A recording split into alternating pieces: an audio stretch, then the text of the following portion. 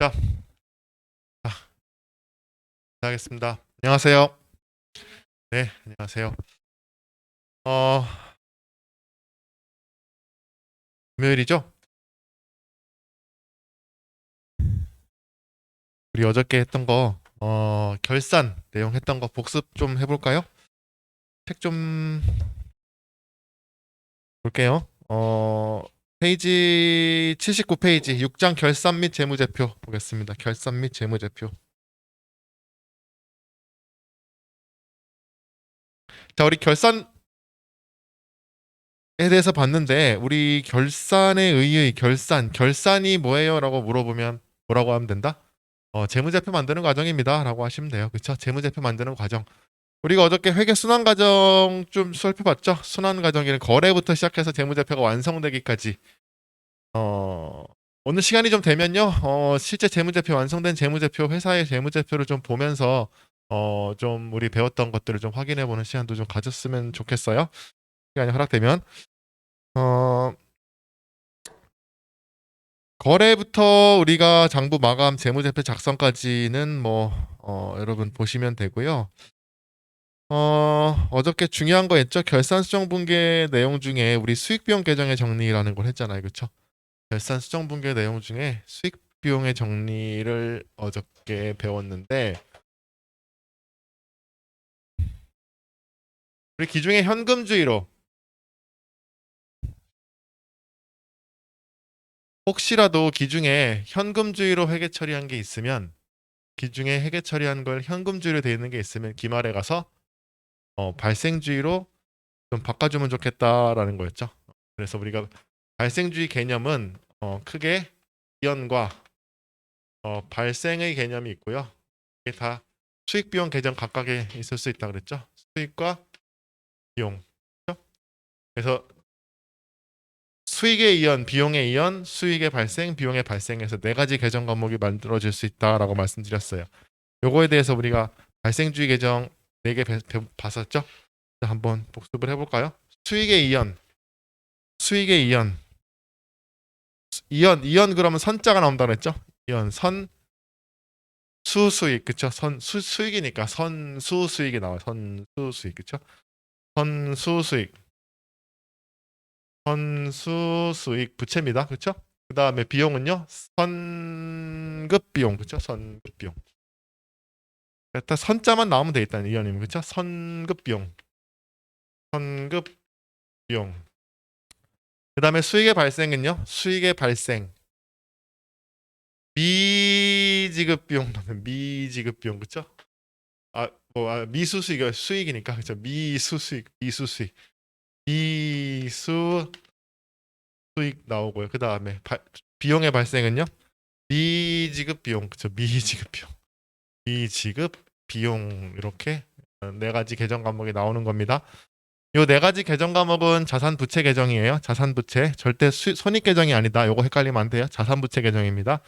그리고 요 빨간색으로 되어 있는 거는 부채, 선수 수익과 미지급 비용이 부채입니다. 선수 수익, 미지급 비용, 부채. 그 다음에 선급 비용, 미수 수익은 자산 계정이다. 그렇죠? 그리고 요까지 말씀드렸죠. 요 수익과 비용이라는 단어 대신에 여기에 실제 수익이나 구체적인 수익이나 비용을 넣어도 쓰임은 똑같다 그랬죠. 예를 들어 선수 임대료, 선수 이자, 선급 보험료 뭐 해도 똑같은 거라 그랬어요. 이해되시겠어요? 그렇게 쓰임은 똑같아. 일단 이걸로 연습을 하세요. 그렇죠? 이걸로 연습을 하시면 되고 이연과 발생 어떤 개념이었어요? 이연 올해 수익과 비용 중에 내년 게 있어요. 올해 수익과 비용 계산한 것 중에 내년 게 있어. 너무 많아. 수익 또는 비용이 너무 많이 계산돼 있어. 그랬을 때 내년으로 넘겨주는 걸 이연이라고 그랬죠. 넘겨주는 거다 보니까 분계는 어떻게 나온다 그랬어요. 빼주는 형식으로 나와요. 수익이 하변으로 가고 선수 수익. 비용이 대변으로 가면서 선급 비용 이렇게 나오는 거예요. 분계가 무슨 얘기인지 아시겠어요? 그러니까 수익 비용이 반대쪽으로 와요. 이 이연은 수익과 비용을 빼주면서 분계를 해야 되니까. 그렇죠? 반면에 뭐예요 이거 발생은 올해 비용이나 수익이 안 잡혔기 때문에 발생했음에도 불구하고 올해 수익과 비용이 손익계산서에 안 잡혔기 때문에 얘를 잡아주는 거예요. 새로 잡아주는 거. 그러니까 어떻게 되는 거예요? 수익은 대변에 나오고 미수 수익. 그렇죠? 비용은 차변에 나오고 미지급 비용 이렇게 나오는 거죠. 요거는 방법이 없어요. 그냥 계속 숙달해서 연습하는 방법밖에 없어요. 하다 보면 조금 익숙해져요. 알겠죠? 하시다 보면 익숙해지고요. 주로 선급 비용을 위주로 처음에는 공부를 해두세요. 좀 벅차다 그러면 요것만 잘 해둬도 한 80점은 가요. 그냥 요것만 잘 해둬도 나머지는 요게 잘 되면 조금씩 이제 또 익숙해질 거고요. 그렇죠?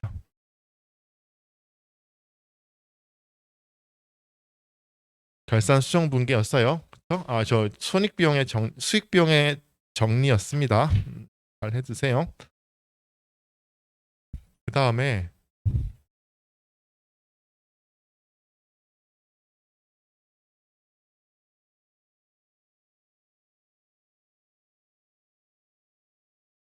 자, 그 다음에 우리 배운 게 뭐 있었죠? 그 다음에 배운 게 소모품 계정 맞죠? 소모품. 요 실무에서는 소모품비 요 계정이 그렇게 중요하게 쓰이진 않는데 이거는 그 이 계정 자체가 중요하다기보다 우리가 회계의 그 기술을 배우는데 좀 이용되는 거라 그랬죠. 그래서 소모품은 자산이고요. 소모품 B는 비용인데 우리가 기중에 비용 처리 그러니까 구입 시에 소모품을 구입할 때 비용 처리하던 자산 처리하던 기말에 수정 분계를 통해서 결산 분계를 통해서 우리가 원하는 상태로 만들어 줄 수 있어야 된다 그랬어요. 이해되세요?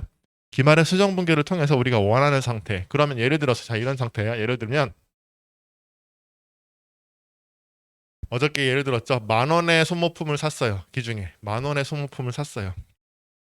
근데 다 쓰면 문제가 없는데 기말에 쓰다 남은 게 4,000원 있어. 그러면 기말에 우리가 재무상태표에 표시돼야 되는 거는요. 손익계산서는 쓴 만큼, 그쵸? 비용 처리되는 거는 쓴 만큼.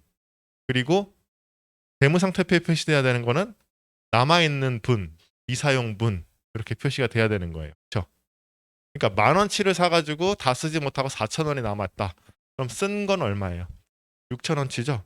남아있는 건 4,000원이죠? 그러면 쓴 거는 어디로 가야 된다? 소모품 B 해서 손익계산서로 가야 되는 거고요. 4,000원 남아있는 거는 소모품 해가지고 재무상태표에 표시되기를 원하는 거예요. 그러면 구입할 때 전부 다 비용 처리했어요. 예를 들어서 자산 처리부터 해볼까요? 전부 다 자산 처리했어요. 10,000원을 다 자산 처리했어요. 그냥 가만히 놔두면 어떻게 돼요? 기말에 자산이 10,000원이 그냥 나올 거 아니에요. 우리가 원하는 게 아니잖아, 그렇죠? 우리가 원하는 건 뭐예요? 6,000원만큼은 비용 처리되고 4,000원만 남아 있는 거잖아요. 그럼 어떻게 돼요? 10,000원에서 6,000원을 대변으로 까면서 차변에 소모품 B 저금되는 거예요. 그렇죠? 그 다음에 구입할 때 10,000원치를 다 비용 처리했어요. 그럼 가만히 놔두면 어떻게 돼요? 전부 다 비용화 돼버리죠.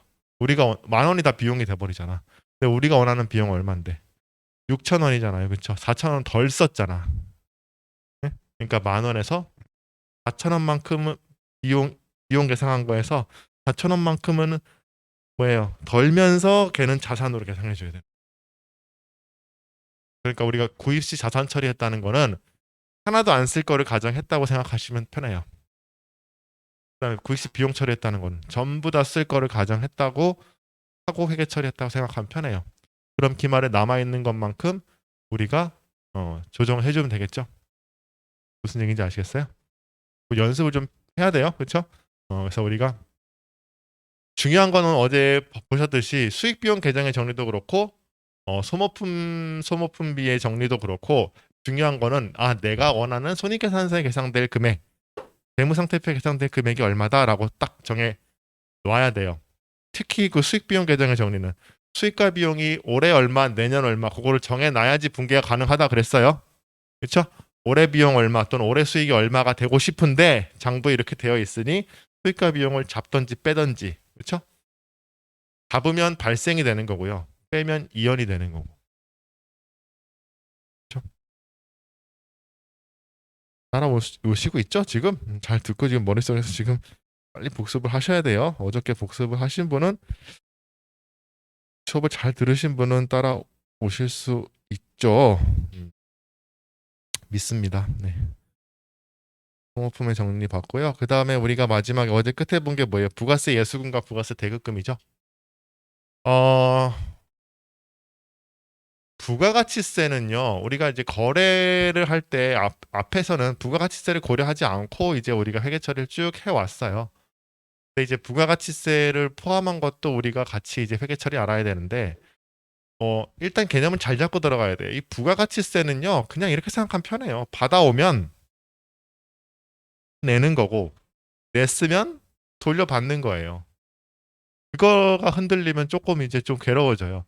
사업자는요, 부가가치세는 그냥 걷어들이기만 하고, 받았으면 내고, 냈으면 받아오고, 자기 돈이 1원 한 푼 안 섞입니다. 아시겠어요? 그게 일단 기본이에요. 물론 들 때도 있고 안 들 때도 있어요. 그건 이제 우리가 부가가치세에서 자세히 배우는 거고, 기본적인 건 뭐예요? 사업자는 그냥 부가가치세는 팔 때 같이 거래징수 받아오는 거고요. 낼 때 냈으면 내가 상대방한테 낼 수도 있을 거잖아요. 그렇죠? 냈으면 나중에 돌려받을 수가 있다라는 거예요. 자, 그러면 매출을 했을 때 매입부터 볼까요? 매입을 했어요. 100원짜리 물건을 사왔어요. 나는 물건은 100원짜리 사오는 거예요. 무조건. 근데 돈을 얼마 줘야 된다? 부가세까지 얹어서 110원을 주는 거예요. 다만 얹어준 부가세 있죠? 이 10원은 돌려받을 수 있다 없다. 돌려받는다라는 거예요. 돌려받는다. 그러니까 이 돌려받는 거는 나중에 돌려받을 수 있으니까 자산이게요, 부채게요? 자산이겠지. 나중에 돌려받을 수 있으니까. 그래서 부가세 대급금하고 처리해 놓는 거예요. 우리가 100원짜리 물건을 샀다. 그러면 현금을 100원을 주고 원래는 어떻게 써요? 상품 100원 이렇게 했잖아요. 상품 100원 취득했다. 그 앞에서 한 회계처리 상품 100원을 현금 주고 취득했다잖아요. 그렇죠? 근데 실제로 얼마나 준다? 110원을 준다니까 현금을 더 줘야 돼. 얼마를 더 줘야 돼? 10원을 더 줘야 돼요. 이 10원은 뭐다? 부가세? 대급금이다. 계정가만 헷갈리면 안 되겠죠? 일단 부가세 대급금이 자산입니다. 부가세 대급금이 더 들어간 거예요. 이렇게 그냥. 맞죠? 그 다음에 그러니까 이거 한꺼번에 처리되죠. 이거 응? 그 다음에 매출을 했어요. 150원치를 팔았어요. 그럼 우리 분계 어떻게 해요?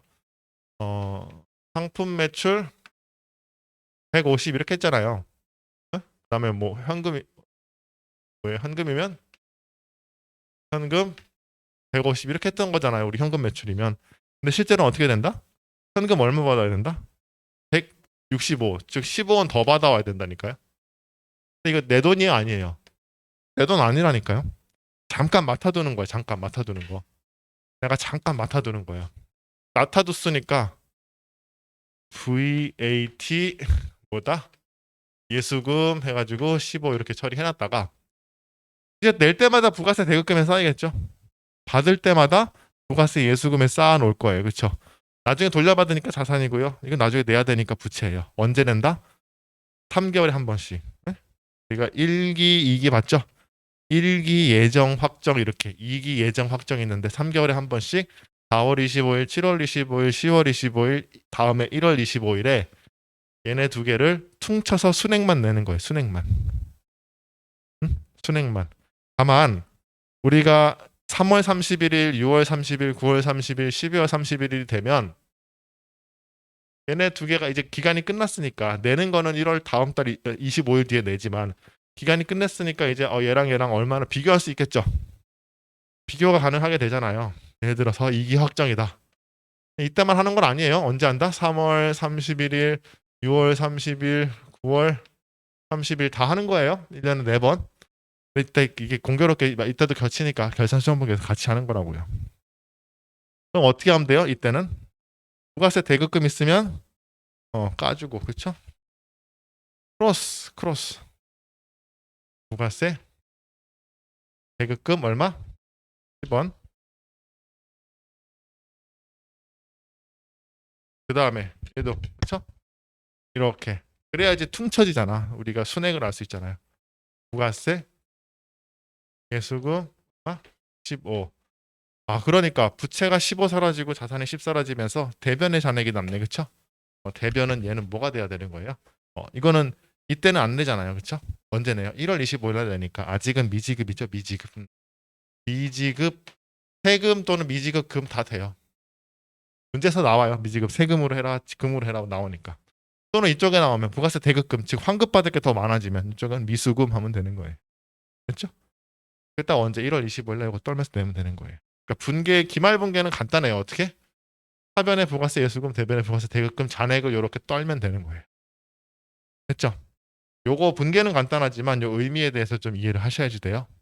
앞에 거. 됐죠? 네, 잘하셨습니다. 됐어요. 그렇게 했고 이제 우리가 그래서 설명은 다 끝났고요. 우리 필수 분계 연습 가셔가지고 우리 안 한 것들 있죠?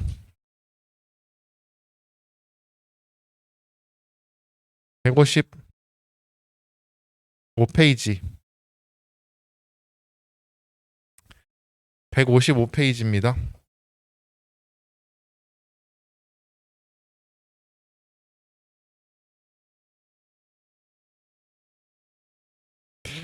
155페이지에요. 거기 우리가 수익비용 계정에 정리는 했고 소모품도 했죠. 거기 외화 채권 채무의 평가 안 했죠? 외화 채권 채무의 평가하고요. 법인세 비용 있죠? 그 밑에. 그것도 안 했죠? 걔하고 그 다음 장에 유가증권의 평가와 유동성 대체까지 한번 해보시겠어요? 156페이지 유동성 대체 분계까지 복습한다 생각하시고 한번 직접 해보세요. 분계를 해보세요.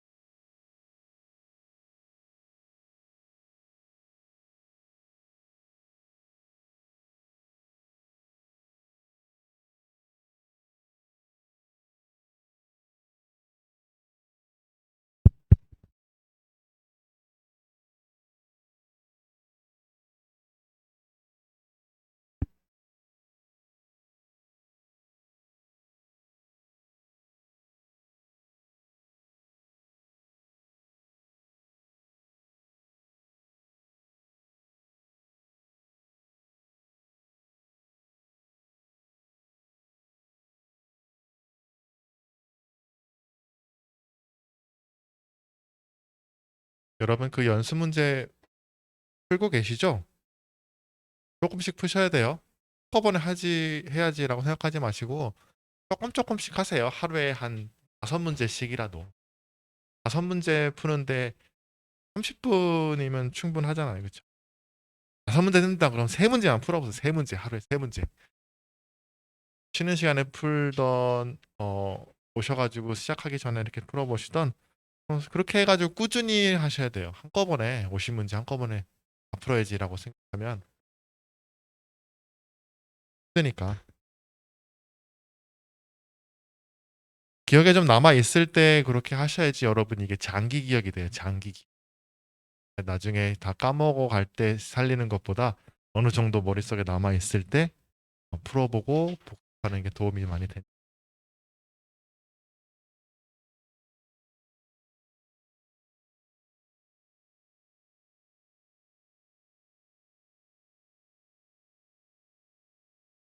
지금 아니면 언제 하겠어요?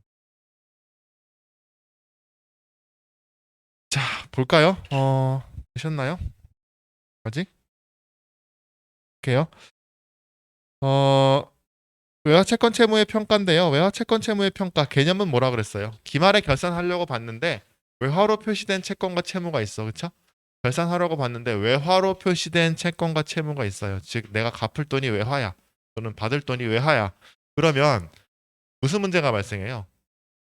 내가 장부에 적혀 있는 그 원화로 외화를 원화로 환산한 가액과 기말의 가액은 차이가 발생할 수 있죠. 환율은 계속 변동하는 거니까. 그러면은 받을 돈이 늘거나 줄 수도 있고 줄 돈이 늘거나 줄을 수 있잖아요. 그럼 그거 조정해 줘야 되죠. 그거를 말하는 거예요, 지금. 그쵸? 네, 그러면은 1번 보시면 기말 현재 장기 차입금. 기말 현재 장기 차입금의 계정 금액이 9,500만 원으로 계상되어 있다. 장기 차입금은 외화네요. 그쵸? 외화 차입금이에요. 10만 불. 즉 내가 결제할 때는 얼마를 줘야 되는 거예요? 10만 불을 줘야 되는 거야. 10만 불. 10만 불을 줘야 되는 거야. 근데 장부에는 즉 장부에는 얼마 적혀 있다는 거예요. 장기 차입금 장부가는 얼마라는 거예요? 얼마? 9,500 적혀 있다는 얘기죠. 장부에는 어쨌든 모르겠는데 9,500만 원 이렇게 적어놨어요. 근데 평가가 이게 뭐예요? 10만 불, 미화 10만 불 갚아야 되는데 이거 기말 환율로 환산한 가액 아니에요? 맞죠? 기말 환율이 얼마래요? 850원. 좋은 일이 벌어졌어요? 나쁜 일이 벌어졌어요? 좋아요, 나빠요? 10만 불 850원 곱하면 얼마예요?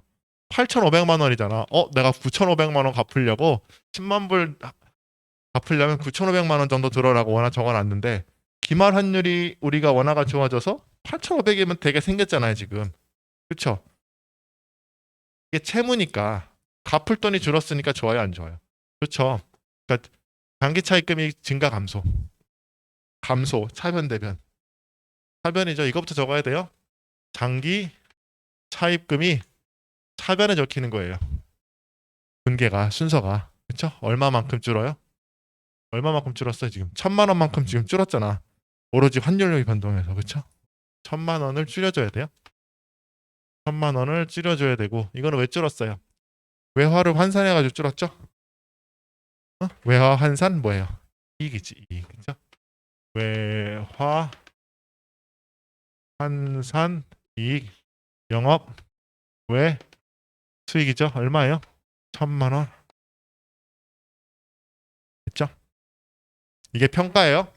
장부가 할까 뭐 평가가 할까 비교하는 거. 그 다음에 그 밑에 외상 매출금 중 2,140만 원은 제품 2만 불을 USIC 일렉트릭에 10월 14일에 매출한 금액이다. 자, 이게 무슨 말이에요? 내가 지금 외상 매출금 내가 물건 팔고 상품 팔고 받을 돈이 2만 불 있는데 받을 돈이 2만 불 있는 거예요. 외화로 있는 거예요. 장부가 2만 불이 있는데 얘를 장부에다가 지금 얼마 적어놨다는 거예요. 외상 매출금으로 2,140만 원 적어놨었는데 그쵸? 기말 환율 즉 2만 불을 기말 환율로 적용해서 계산해 보니까 기말 환율을 알아야겠죠? 얼마예요? 1,060원. 그쵸? 1,060원 원달러 환율이 1060원이에요. 얼마예요? 2120이에요? 2120이죠? 좋아요, 나빠요? 2140만 원의 원화 장부가액이 지금 어떻게 평가하니까 지금 2120으로 떨어졌죠? 20만 원이 감소했네. 기분이 안 좋죠? 외상 매출금이 증가 감소. 외상 매출금 감소죠. 외상 매출금 감소는 대변이죠.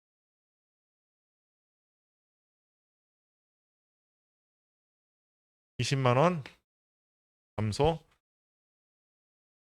이건 왜 안 좋아요? 외화 환산했잖아, 그렇죠? 외화 환산 손실이에요. 영업 외 비용 20만 원.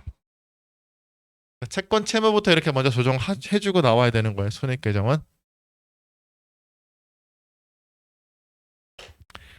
자, 그 다음에 법인세 비용 볼까요?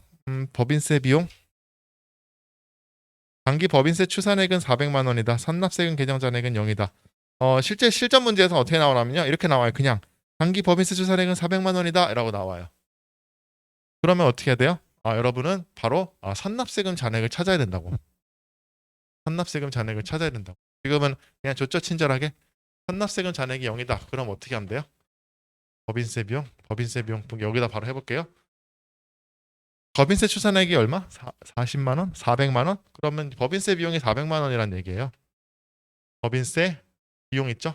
계정 과목이죠. 법인세 비용이 얼마다? 400만 원이고요. 선납세금이 없으니까 바로 뭐가 나오면 돼요?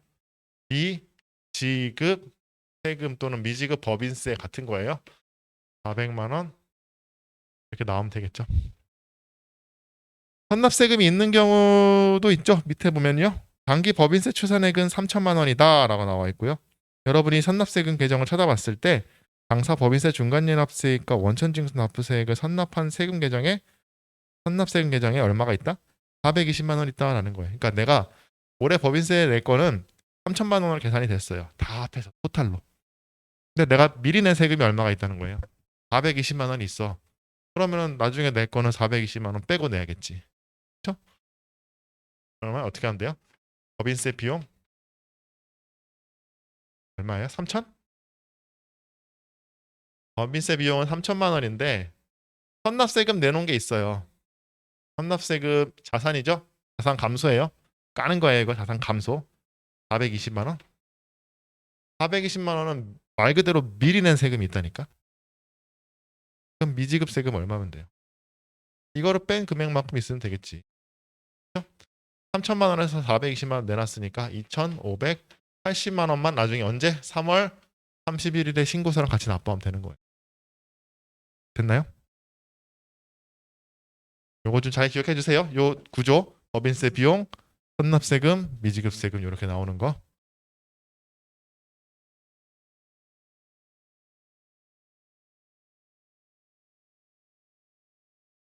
우리 결산수정분계 있잖아요. 결산수정분계는 그 실무 문제에서요. 8점 나와요. 분계 하나에 4점 해가지고 두 문제 8점. 개당 4점. 두 문제 8점. 이거 분계 딱 하나 하고 4점이에요. 그러니까 얘를 잘 하면 쉽게 가는 거고 이게 분계가 안 되면 8점이 객관식 8점이니까 4개를 맞춰야 되는 거야. 영양가가 훨씬 이게 있는 거죠. 여기 지금 나오는 분계들 있잖아요. 외화채권 채무니 이런 거. 딱 그냥 이렇게 나온다니까. 당기 법인세 추산액은 3천만 원이다 라고 나와요. 선납세금 찾아서 분계 딱 하면 끝. 얼마나 좋아. 이런 거 잘 챙기시면 된다고. 제가 요거 분계 요거 구조 잘 해주세요 하는 거. 법인세 비용이니 외화 요것도 그렇고 잘 나오진 않지. 이게 더 나오긴 하는데 어쨌든 빈도 손익계정의 정리는요 맨날 나와요. 그냥 맨날 무조건 나온다고 보면 돼요. 이거 그러니까 요거 해가지고 분계 해서 그리고 또 하시면요 합격하실 수 있습니다. 그러니까 어려운 거를 막 쫓아간다기보다 기초적인 거를 잘 하시면 그 도움이 많이 됩니다. 네, 뭐라고 말해야 될지 모르겠네. 볼게요. 그 다음에 유가증권의 평가 있죠? 유가증권의 평가. 얘도 평가죠. 평가 나오면 여러분 항상 장부가일까? 평가가액. 평가가액은 뭐 시가가 될 수 있고 뭐 다양하게 될 수 있지만 여기서 뭐 평가가액은 이건 환산한 가액이 되겠지만 평가 그러면 장부가액과 시가, 평가가액 이렇게 비교하는 거다 생각하시면 돼요. 자, 거기 보시면요. 5천만 원에 취득한 상장법인 주 한강 주 주식의 500주를 결산일 현재 주당 시가가 12만 원으로 평가된다라는 거예요. 장부가 얼마? 장부가가 얼마예요? 5천만 원? 5천만 원이고요.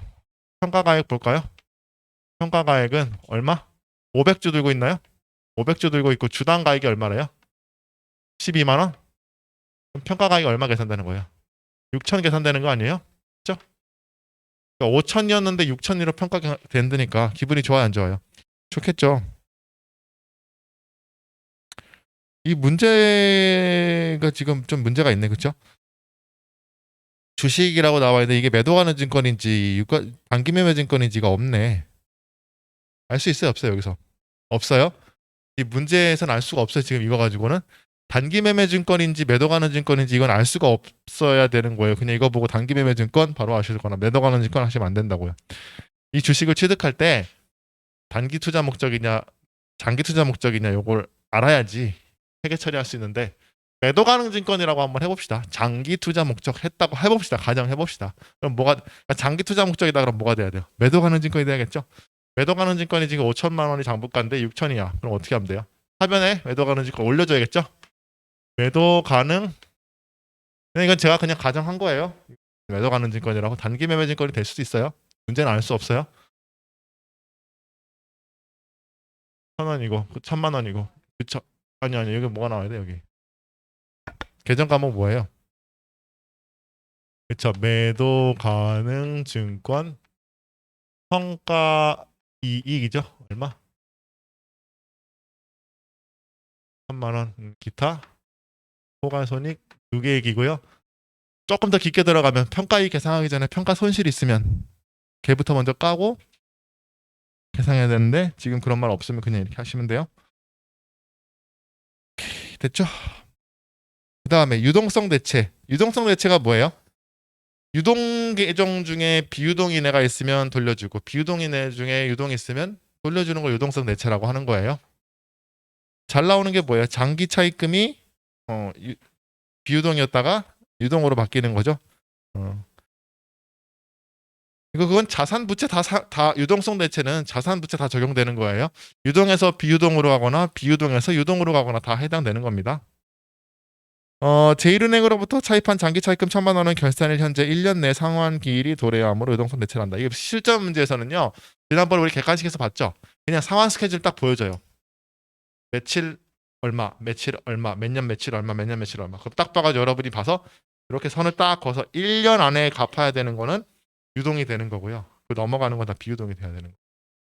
그러니까 내년에 갚아야 되는 건 유동이 돼야 되는 거예요. 무슨 얘기인지 아시겠죠? 여기는 그냥 말로 줘줬죠. 1,000만 원이 1년 이내 상환해야 된대요. 그럼 어떻게 해야 돼요? 장기 차입금 이상 더 이상 이름을 장기 차입금으로 줄 수 없죠. 이름을 바꿔주는 거예요. 장기 차입금 1,000만 원. 그렇죠? 얘는 비유동이었죠. 비유동에서 이름 계정 대체 뭘로 해야 돼요? 계정 유동성 장기 부채라는 계정 이름 좀 기억해 주세요. 유동성 장기 부채. 얘는 유동이죠 성격이 유동 부채예요. 계정 대체.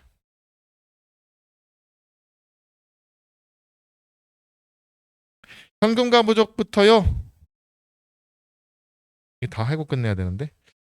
현금과 부족부터 해봅시다. 현금과 부족부터 다 해보세요. 요 현금과 부족 계정의 정리, 퇴직급여 충당 부채 설정, 대손 충당금의 설정까지 한번 공개 한번 해보세요.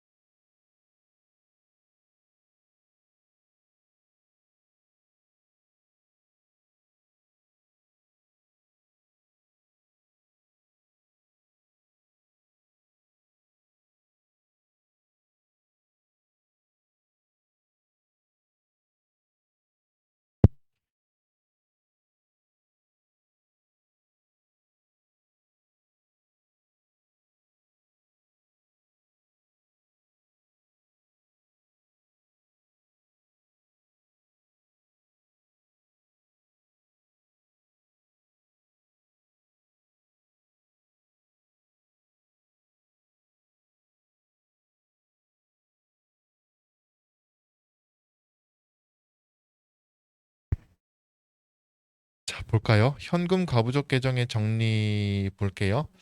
현금과 부족 계정은 임시 계정이죠. 임시 계정인데 언제 쓰는 임시 계정이에요? 이 중에 장부상의 현금 잔액과 실제 현금 잔액이 차이가 났을 때 얘를 현금 잔액을 일단 맞춰주고 상대 계정을 모르니까 임시로 쓰는 계정 과목이라고 그랬죠. 그러면 중요한 게 뭐라 그랬어요? 아, 현금 계정에 장부상 현금 잔액과 실제 잔액이 차이가 나니까 일단 얘를 맞춰줘야 돼요. 장부를 어디다가? 실제에다가 맞춰줘야 된다. 그렇죠? 장부를 실제에다 맞춰줘야 돼요. 그러니까 그게 제일 중요한 거예요. 장부 잔액을 실제가 맞는 거예요. 항상 실제가. 응? 실제가 맞는 거고 내가 실수한 거야. 장부에서 뭔가 누락한 거예요. 그렇죠? 누락하거나 누락한 거죠. 누락했기 때문에 장부를 고쳐줘야 돼요. 그러면 기중의 현금 시제가 부족하여라는 말 있죠. 기중의 현금 시제가 부족하여. 이게 단서예요. 기중의 현금 시제가 부족하여는 장부랑 실제랑 비교했을 때 이 시제라는 말은 실제 가지고 있는 그 보유하고 있는 걸 시제라고 그러거든요. 그러니까 기중의 현금 시제가 부족하여라는 말은 장부가 크다는 말이에요. 실제가 크다는 말이에요. 실제가 작다, 부족하여, 작다란 얘기죠. 맞잖아요. 시제가 부족하여라는 말이에요. 그러면은 실제 금액이 실제 현금이 더 작다는 거예요. 장부가 많다는 얘기예요. 장부가 실제랑 다른데 장부를 실제에 맞춰야 되는데 장부가 많으면 줄여줘야 돼요, 늘려줘야 돼요, 현금 잔액, 현금을. 아니, 장부보다 장부랑 실제랑 있는데 누가 크다는 거예요, 지금. 장부가 크다는 얘기 아니에요? 현금 시세가 부족하다는 말은 장부가 크다는 얘기예요. 그러면은 장부를 실제에 맞추려면 장부를 줄여줘야 돼요, 늘려줘야 돼요.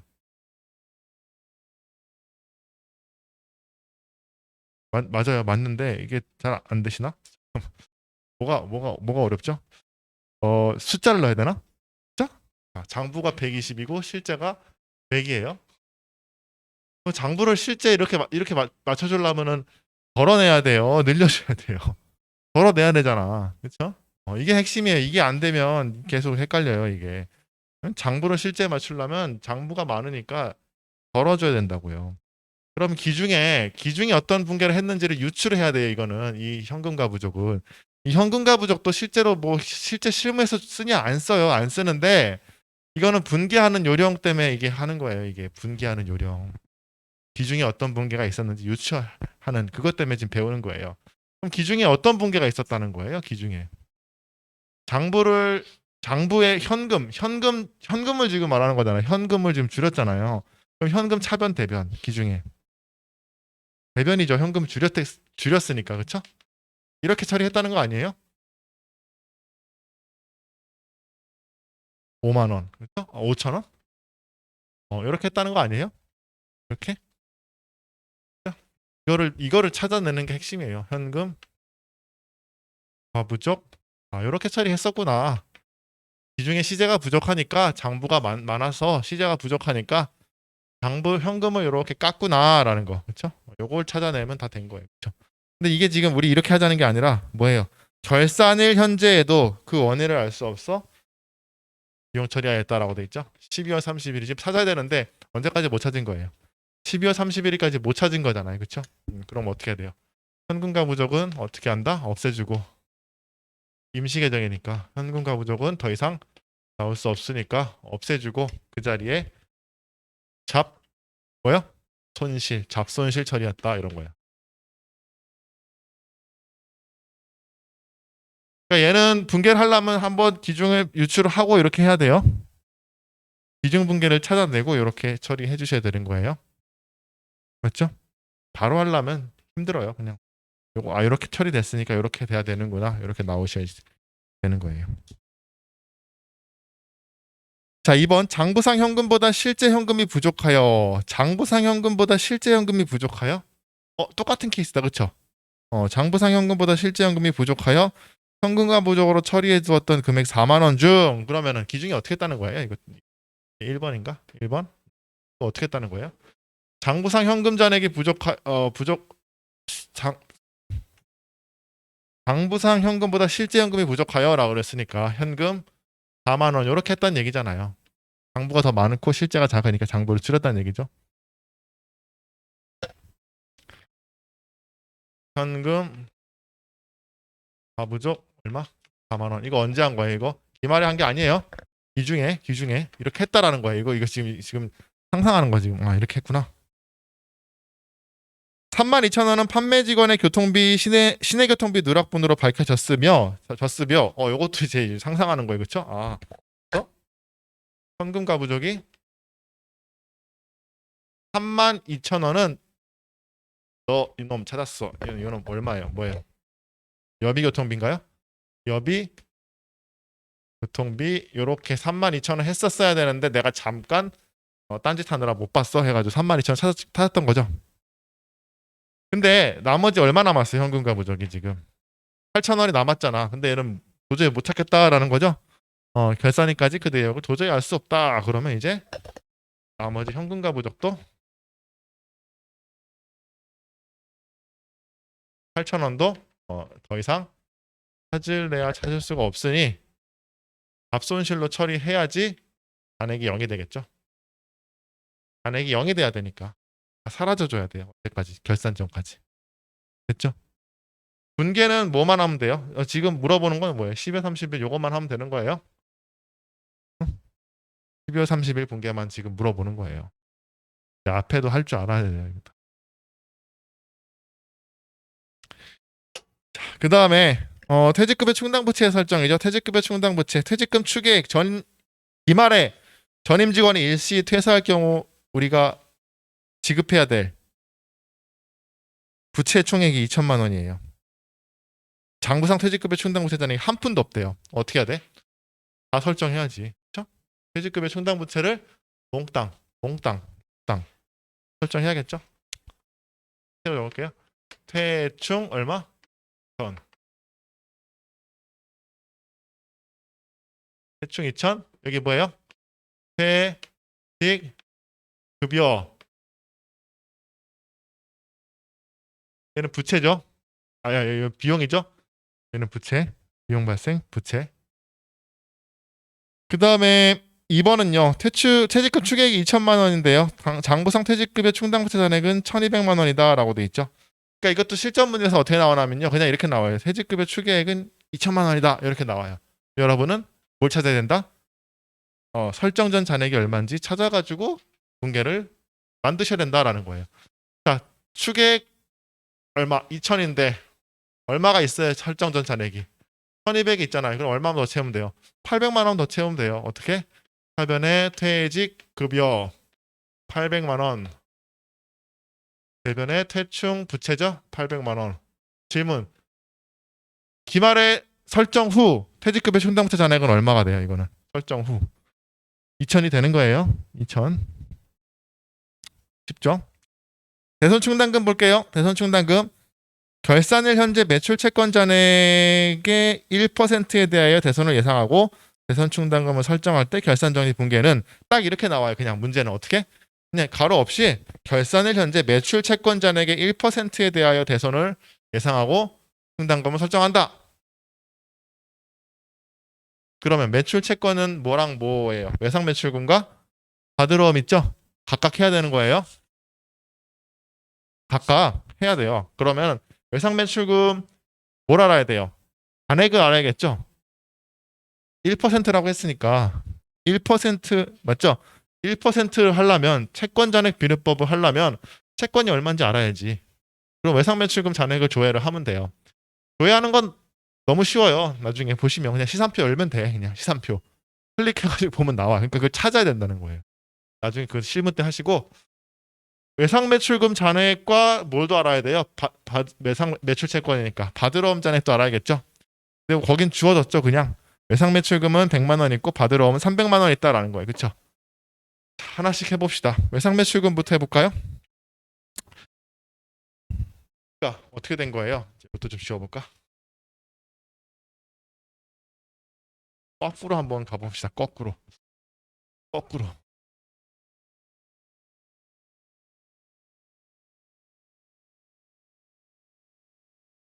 거꾸로. 자, 부분재무 상태표를 보면요. 부분재무 상태표를 보면 여기 외상 매출금 얼마가 있다는 거예요? 300? 100만 원?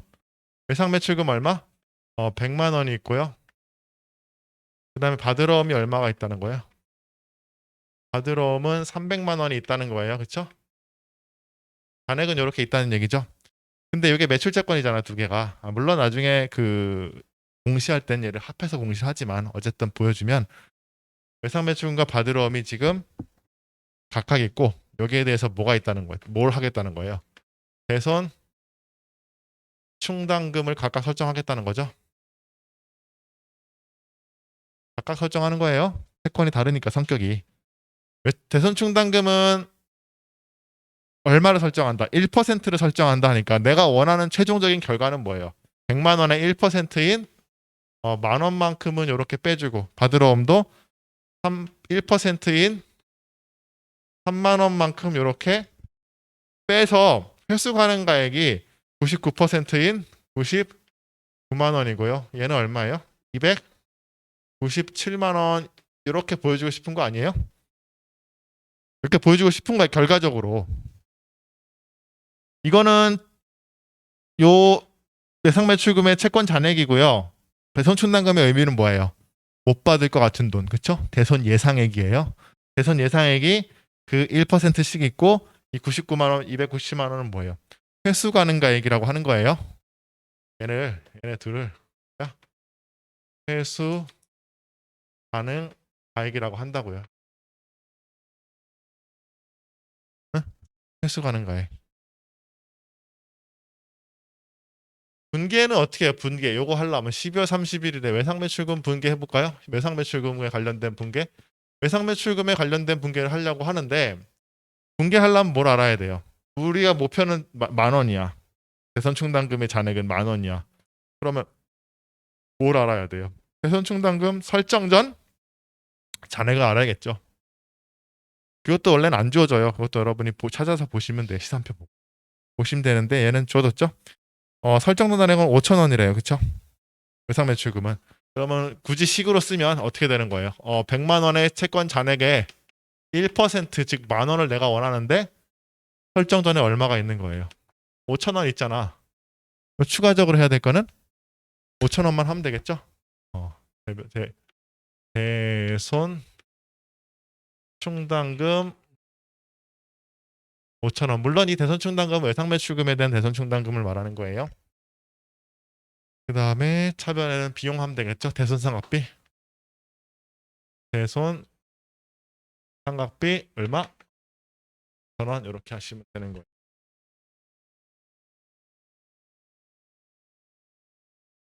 그 다음에 받으럼에 대한 거는요. 받으럼에 대한 거는 받으럼 잔액이 얼마예요? 300만 원 있죠? 여기에 설정률이 얼마예요? 1%죠? 설정 전 잔액이 2,000원 있으니까 내가 원하는 건 3만 원인데 2,000원이 기왕에 있으니까 얼마만 더 하면 돼요? 28,000원만 더 하면 되겠죠? 대손 상금 18,000원 그 다음에 대손 삼각비 28,000원 면 되는 거예요. 그러면 대손 충당금은 외상매출금의 대손 충당금은 기존의 5,000원과 5,000원 더해서 만 원이 되는 거고요. 만 원, 그렇죠? 만 원이 되는 거고 받으럼에 대한 대손 충당금은 이거는 외상매출금이죠. 얘는 외상매출금. 외상매출금 이거는 받으럼에 대한 잖아요, 그렇죠? 받으럼에 대한 대손 충당금은 기존에 2,000원 있었고 28,000원 더해서 3만 원 이렇게 보여주는 거예요. 그렇죠? 그러니까 결론적으로 이렇게 보여준다는 걸 좀 알아뒀으면 좋겠어요.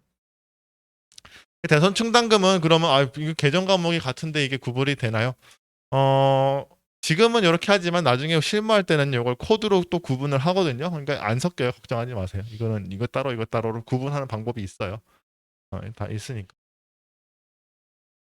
됐죠? 되셨나요? 그래서 이렇게 하신다. 대선 충당금까지 봤습니다. 네, 잘하셨어요. 잠시 쉬었다 갈까요? 쉬었다가 이어서 하겠습니다.